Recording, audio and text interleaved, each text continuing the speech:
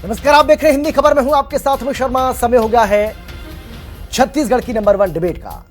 पश्चिम Asia में जारी युद्ध और वैश्विक आर्थिक अनिश्चितताओं के बीच प्रधानमंत्री नरेंद्र मोदी की ओर से देशवासियों से पेट्रोल डीजल की खपत कम करने, सोने की खरीदारी सीमित रखने और स्वदेशी वस्तुओं को बढ़ावा देने की अपील पर सियासी बहस तेज हो गई है। छत्तीसगढ़ के मुख्यमंत्री विष्णुदेव साय ने प्रधानमंत्री नरेंद्र मोदी की अपील का समर्थन करते हुए इसे देश हित में उठाया गया जिम्मेदार कदम बताया है, जबकि कांग्रेस ने इसे केंद्र सरकार की विफलता करार दिया है। छत्तीसगढ़ कांग्रेस के अध्यक्ष दीपक बैज ने कहा है कि पीएम मोदी परिस्थितियों के सामने सरेंडर कर रहे हैं और अपनी जिम्मेदारी से बचने की कोशिश कर रहे हैं। चर्चा करेंगे, लेकिन पहले एक रिपोर्ट आपको दिखाते हैं जिससे आप समझ पाएंगे कि आखिर क्या है ये पूरा मामला। जरा देखिए आप। मुख्यमंत्री विष्णुदेव साय ने पत्रकारों से चर्चा करते हुए कहा कि पश्चिम एशिया में जो युद्ध की स्थिति बनी हुई है उसका असर पूरी दुनिया पर पड़ रहा है और भारत भी इससे अछूता नहीं रह सकता। उन्होंने कहा कि ऐसे समय में प्रधानमंत्री नरेंद्र मोदी ने देशवासियों को बहुत महत्वपूर्ण और उचित सलाह दी है। मुख्यमंत्री ने कहा कि लोगों को डीजल पेट्रोल का उपयोग सोच समझकर करना चाहिए और जहां तक संभव हो उसकी खपत कम करनी चाहिए। साथ ही उन्होंने ये भी कहा कि विदेशी वस्तुओं और सोने की खरीद कम कर देश का पैसा विदेश जाने से रोकने का प्रयास किया जाना चाहिए। मुख्यमंत्री साय ने कहा कि प्रधानमंत्री की अपील को किसी प्रकार की कमजोरी या विफलता के रूप में नहीं देखा जाना चाहिए, बल्कि ये वैश्विक परिस्थितियों को देखते हुए देश हित में लिया गया एक दूरदर्शी कदम है। उन्होंने कांग्रेस पर निशाना साधते हुए कहा कि यदि विपक्ष को प्रधानमंत्री की सलाह पर आपत्ति है तो उसे ये भी बताना चाहिए कि वर्तमान अंतर्राष्ट्रीय संकट के दौर में देश हित में उसके पास क्या विकल्प है। उन्होंने हर हाल में विदेशी मुद्रा बचाने की अपील की।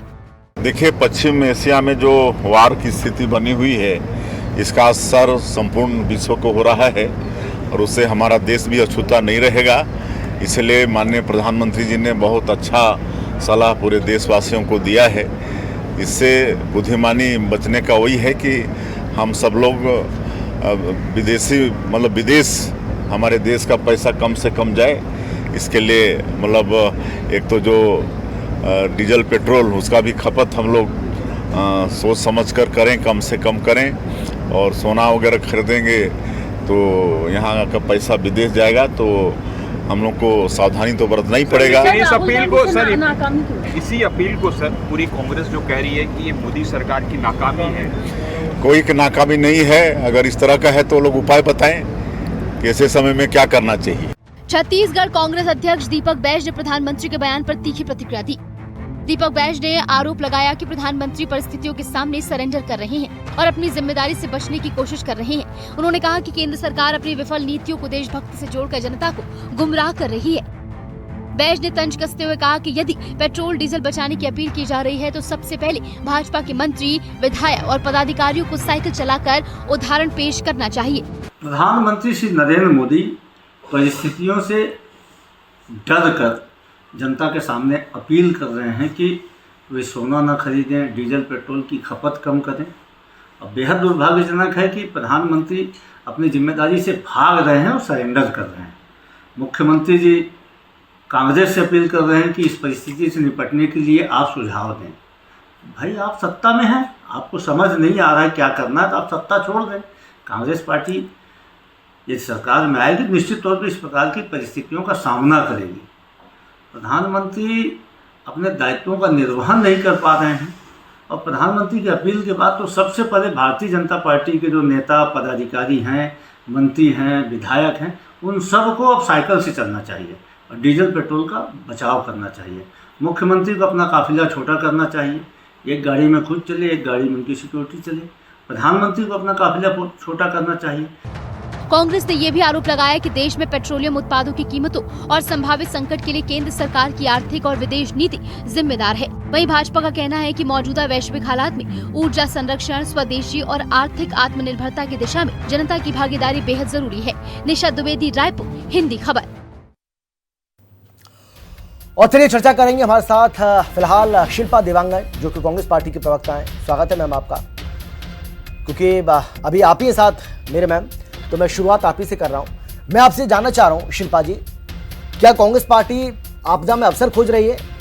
अगर मोदी जी ये चाहते हैं कि कांग्रेस पार्टी इसमें समर्थन करे, इसमें सहयोग करे, या बाकी विपक्षी दल इस आपदा के मौके पर, इस संकट की घड़ी में अगर सरकार आपका साथ चाहती है तो फिर आप उसमें आपदा में अवसर क्यों खोज रहे हैं? आप सरकार का साथ देने को तैयार क्यों नहीं है?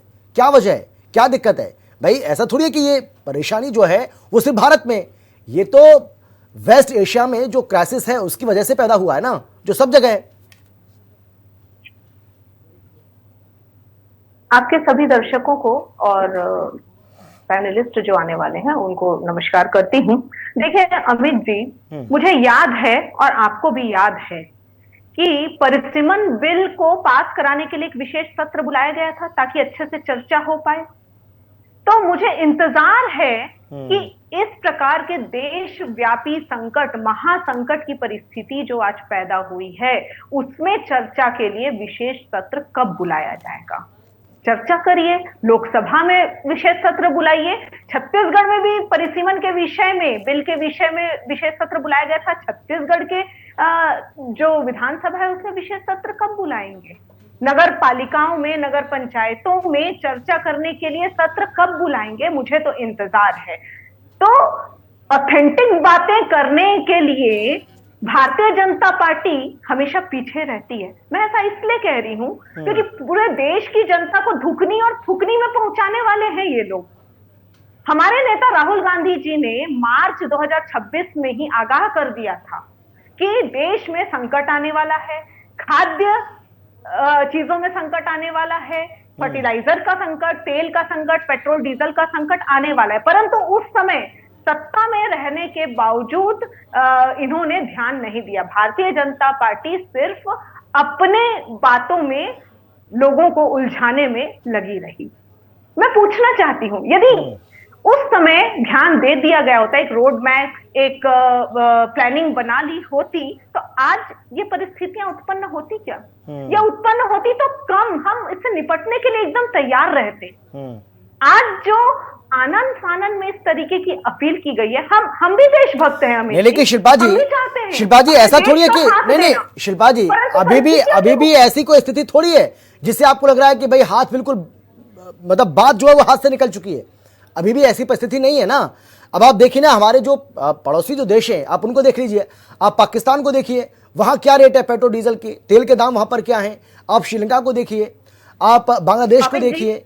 मैं आपसे बता रहा हूं मैम, मेरी बात आप सुनिए। आप बांग्लादेश को देखिए, तो हमारे जो पड़ोसी जो देश हैं, कम से कम उनको आप देखिए वहां पर क्या हालात हैं।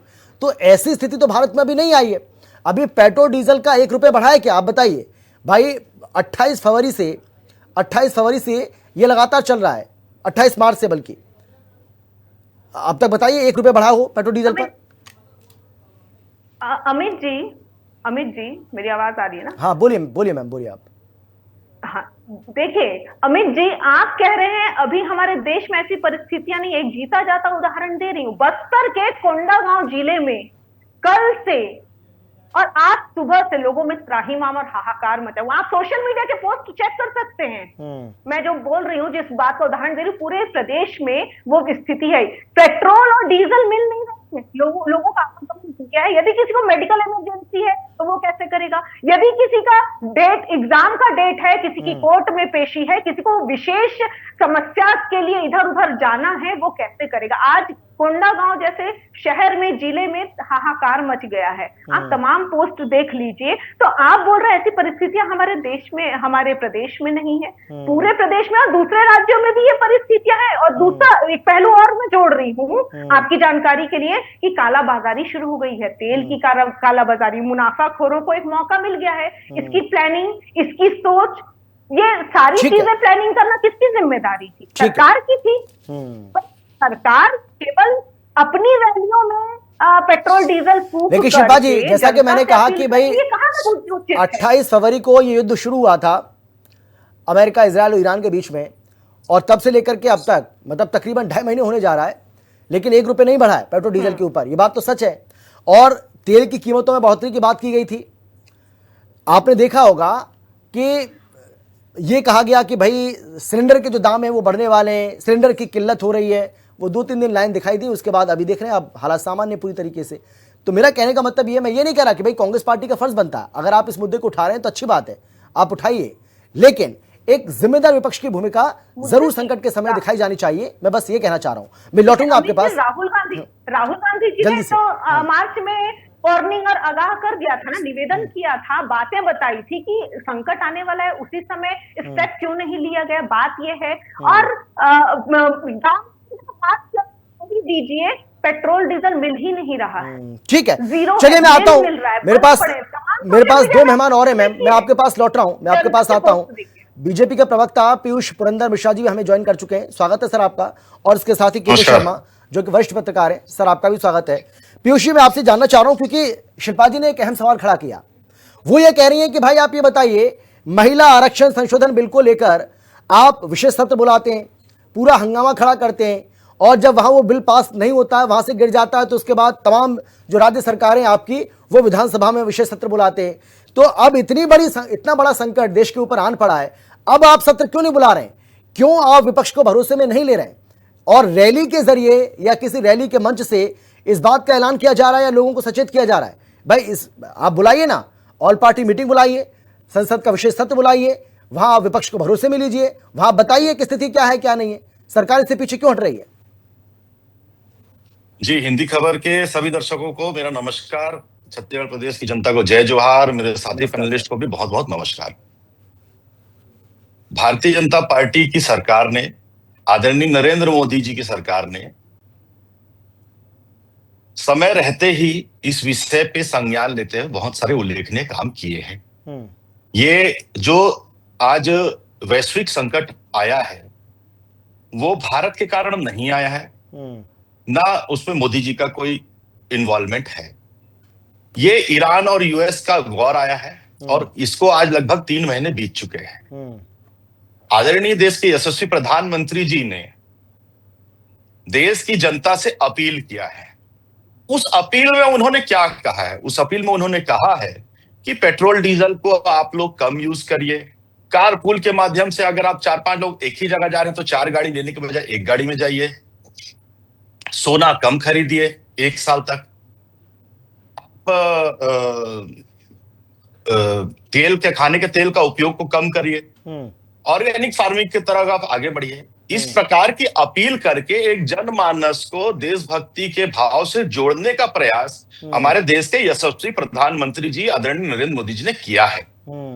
और कांग्रेस हमेशा की तरह इस पे भी केवल अपनी राजनीतिक रोटी सेकने का काम कर रही है, और जिस प्रकार की वो बयानबाजी कर रही है उसको पूरा देश और पूरा प्रदेश देख रहा है।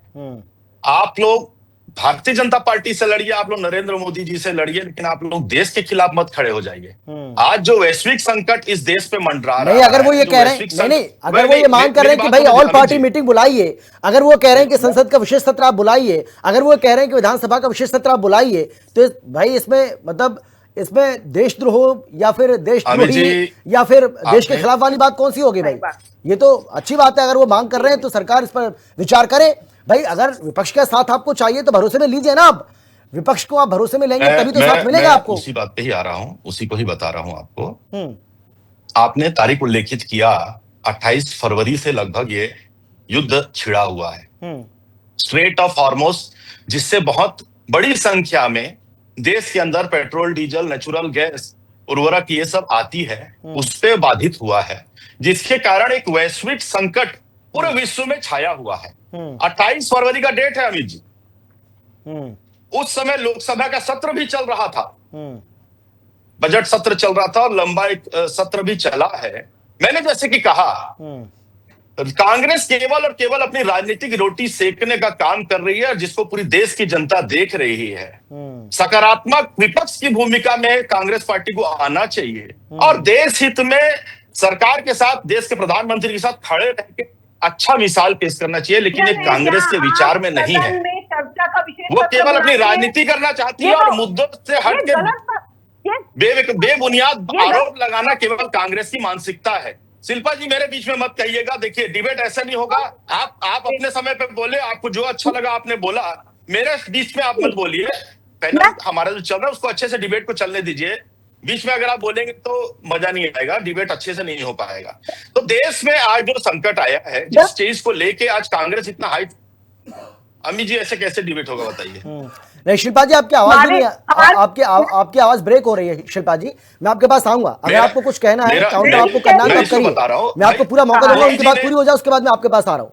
ठीक है, आप बोलिए आप पीयूष जी। लेकिन पीयूष जी, जो सवाल कांग्रेस पार्टी कर रही है उस पर आप थोड़ा उस पर प्रकाश डालिए ना सर, उस पर आप बोलिए। बता रहा हूं, हाँ, उस पर आप बोलिए। कांग्रेस कह रही है कि राहुल गांधी जी, इनके सर्वमान्य नेता ने मार्च से बता दिया था कि ऐसी संकट हो सकती है। तो कोई बहुत बड़ा विषय राहुल गांधी जी नहीं बताया, तो पूरे विश्व के सभी लोगों को पता था, सभी जानकार लोगों को पता था कि ऐसी संकट आएगी। और लेकिन सरकार नहीं मान रही थी ना सर, भाई सरकार नहीं मान रही थी पीयूष जी। भाई सरकार की तरफ से बार बार ये कहा जा रहा था कि बेवजह पैनिक ना फैलाएं, ऐसी देश के अंदर कोई स्थिति नहीं होने वाली है, ना ही है। बिल्कुल, पेट्रोल डीजल की कोई दिक्कत नहीं है, तेल की कोई दिक्कत नहीं है, गैस की कोई दिक्कत नहीं है, ये भरोसा दिया गया था देशवासियों को। भाई ऐसे मत कहिए आप इनको अमित जी तभी हम आएंगे, क्योंकि ये झूठ बोलने की ट्रेनिंग इनको। चलिए मैं, हाँ पीयूष जी बोलेंगे क्या आप बोलेंगे क्यों? क्योंकि आपका मैं बोलिए आप बोलिए। मेरी आवाज आ रही है? हाँ आप बोलिए, मैं शिल्पा जी आ रहा हूं आपके पास, आ रहा हूं। हाँ। मैं इसी बात को बताना चाहता हूं, जिस विषय को लेके मोदी जी ने जो देश को अपील किया है, उसको लेके जो हाय तौबा मचा रही है कांग्रेस पार्टी।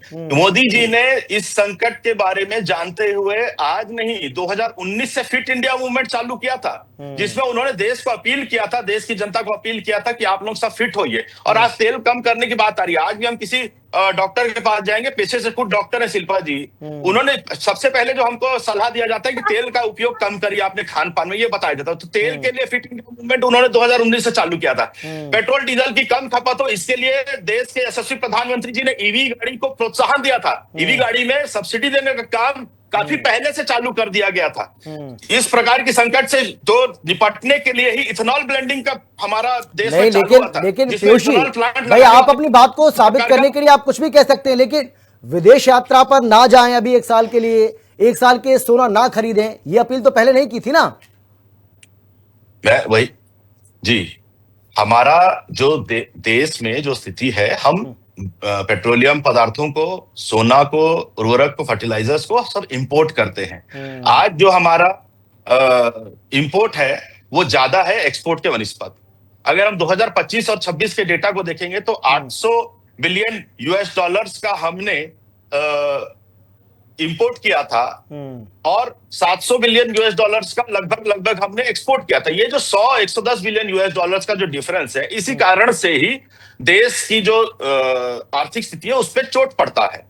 मोदी जी ने देशवासियों को अपील किया है कि केवल अभी खाड़ी संकट है जिसके कारण पूरे वैश्विक स्थिति पूरे विश्व की खराब हो रखी है, जिसके कारण उन्होंने एक अपील किया है। और ये भारत देश की जनता है जो मोदी जी के द्वारा किए गए अपील को सुनती भी है और उसको बिल्कुल सही बात है, बढ़ती भी है। बिल्कुल सही बात। हमने भाई प्रधानमंत्री ने इसके पहले जो भी अपील की है देशवासियों ने उसको सुना और उसको लागू भी किया, अपील को माना भी, ये बात सच है। 15 लाख, ठीक है, 1 करोड़ 15 लाख लोगों ने अपनी सब्सिडी छोड़ी है गैस पे जब मोदी बिल्कुल जी सही ने अपील बात किया। है, ठीक है। लेकिन आज भिलाई में भिलाई स्टील प्लांट के कर्मचारी साइकिल में ऑफिस जाना चालू कर चुके हैं। ये प्रभाव है हमारे देश के नेता का, उनका जनाधार है। ठीक है, चलिए मैं आ रहा हूं, मैं लौटूंगा। नहीं, मैं इस डिबेट में नहीं पढ़ना चाहता हूं, फिर ये डिबेट डाइवर्ट हो जाएगी, क्योंकि फिर ये दूसरी तरफ चली जाएगी। तो मैं केके जी, मैं चाहता हूं कि मुद्दे पर ही हम रहें। मेरा सवाल आपसे है केके जी, सवाल इस बात को लेकर उठ रहा है भाई कि जब 5 राज्यों का चुनाव चल रहा था, जो कांग्रेस पार्टी सवाल खड़ा कर रही है, समाजवादी पार्टी सवाल खड़ा कर रही है, आम आदमी पार्टी खड़ा कर रही है, यानी कि तमाम जो विपक्षी दल हैं वो ये सवाल कर रहे हैं कि भाई जब तक चुनाव था, जब हम आपको आगाह कर रहे थे तब तो आप कह रहे थे कि नहीं ऐसा कुछ नहीं होने वाला है। चुनाव जैसे ही खत्म हुआ, रिजल्ट आया, उसके बाद अब बार बार अपील की जा रही है। 2 दिन के भीतर बड़ी 2 अपील कर दी गई, तो वो उससे थोड़ा सा पैनिक क्रिएट हो रहा है लोगों में। आपको क्या लग रहा है? जी सर्वमान्य नेता है, देश में उनकी लोकप्रियता को आप चुनाव दृष्टि से भी देख सकते हैं। 22 राज्यों में उनकी सरकार है, केंद्र में एक मजबूत सरकार है, किसी बात की सरकार है। लेकिन क्या राजनीतिक पक्ष में इतनी बढ़ रही है कि देश के मामले में एकजुट नहीं हो पा रहे हैं और कांग्रेस के गठबंधन के लोग जो विरोध कर रहे हैं, तो इस अपील का कितना असर होगा। दूसरी चीज ये है कि जो चीज आप लोगों को संदेश दे रहे हैं वो सरकार स्वयं, केंद्र हो या राज्य की सरकारें हो, ये अपनी ओर से क्या प्रयास कर रही है, ये महत्वपूर्ण है। छत्तीसगढ़ की बात करें तो नक्सल उन्मूलन के हो चुका है, अब वहां पे सुरक्षा को लेकर वो चिंता जो पहले थी वो नहीं है। तो नेता हो या अधिकारी हो, वो अपनी गाड़ियों का उपयोग जो है, जो एक बड़ा काफिला लेके चलते हैं, उसको रोक सकते हैं क्या? मुझे लगता है सिर्फ ये कि खुद के ओर से यदि प्रयास हो तो मुझे लगता है कि जनता में एक बेहतर संदेश जाएगा। जैसे जनता तो अपने प्रधानमंत्री के हर बात को, कोरोना के समय भी आप देखे होंगे, चाहे थाली बजाने की बात हो, जिसका हंसी भले कांग्रेस या विपक्ष उड़ाए, लेकिन लोगों ने उसको स्वीकार किया। तो अभी भी लोग स्वीकार करेंगे, लेकिन विपक्ष के जिस ढंग से विरोध हो रहा है उसका कितना नुकसान हो सकता है ये भी सोचने वाली बात है। यदि सर्वदलीय बैठक की बात हो रही है, इसमें आपत्ति क्या हो रही है? किसी की ओर से कोई जवाब नहीं हो रहा है। राष्ट्रीय स्तर से देख ले या छत्तीसगढ़ के प्रवक्ताओं को देख ले, तो कहने का तात्पर्य यह है कि अपनी ओर से प्रयास करे। सरकार के 60 लाख सदस्य छत्तीसगढ़ में है भाजपा के, इन लोग बचाएंगे तो 1-1 लीटर पेट्रोल कितना हो जाता है। तो लोगों को संदेश देने की जगह में कार्य बिजली वाली गाड़ियों की बात चल रही, ईवी की बात चल रही है, तो ये सरकारी गाड़ियों में क्यों शामिल नहीं हो पा रहे हैं इसको लेकर के?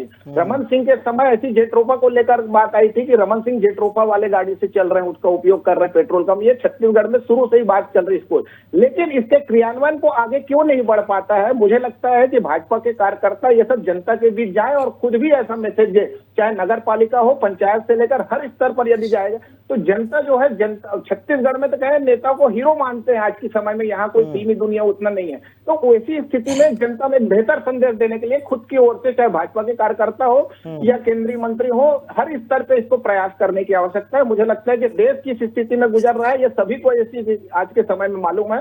उसको कैसे हम दूर कर सकते हैं, चाहे सोना का लोकर हो, पेट्रोल डीजल का हो, जनता सहयोग करने को तैयार है, लेकिन राजनीतिक जिस ढंग से विवाद की स्थिति बढ़ रही है, इससे क्या देश हित को नुकसान हो रहा है, ये बड़ा सवाल है। बिल्कुल सही बात है। हाँ शिल्पा जी बोलिए, आप क्या कह रही थी, बोलिए आप।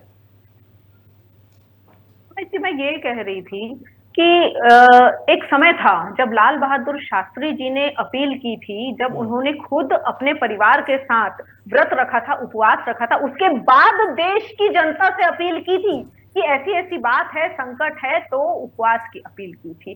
तो आज यदि देश के प्रधानमंत्री अपील करते हैं, मुख्यमंत्री अपील करते हैं राज्यों के, भारतीय जनता पार्टी शासित प्रदेशों के, तो सबसे पहले तो उन्हें अपनी रैलियों को कंट्रोल करना चाहिए, पेट्रोल डीजल की खपत उनको कम करना चाहिए, उनके लोगों में कैसे इस संकट से निजात पाया जाए या उसके उपाय खुद को करने चाहिए। तो ऐसी केवल डिबेट में बातें नहीं, मतलब आप क्या कह रही हैं? नहीं, मतलब कांग्रेस पार्टी ये कह रही है कि देश के प्रधानमंत्री नरेंद्र मोदी साइकिल से चलें, आप ये कह रही हैं क्या? देखिए, कम तो किया जा सकता है ना, कम किया जा सकता है। आज प्रधानमंत्री जी की विदेश यात्रा की काफी चर्चाएं हैं, आपने भी देखा है, और पब्लिक जो जनता है उससे अपील की जा रही है, आप विदेश यात्रा मत करिए, सोना मत खरीदिए, तेल खपत कम करिए। राहुल गांधी जी ने मार्च में कह दिया, शिल्पा जी इसमें अंतर है ना, शिल्पा जी इसमें अंतर है।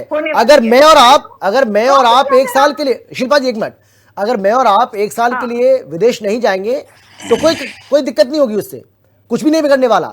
लेकिन प्रधानमंत्री नरेंद्र मोदी को देश चलाना है, और देश चलाने के लिए बाकी देशों के साथ अच्छे संपर्क और संबंध रखने होंगे। तो अगर वो विदेश यात्रा पर जा रहे हैं तो आम आदमी से प्रधानमंत्री के विदेश दौरे की तुलना करना ये जायज है क्या?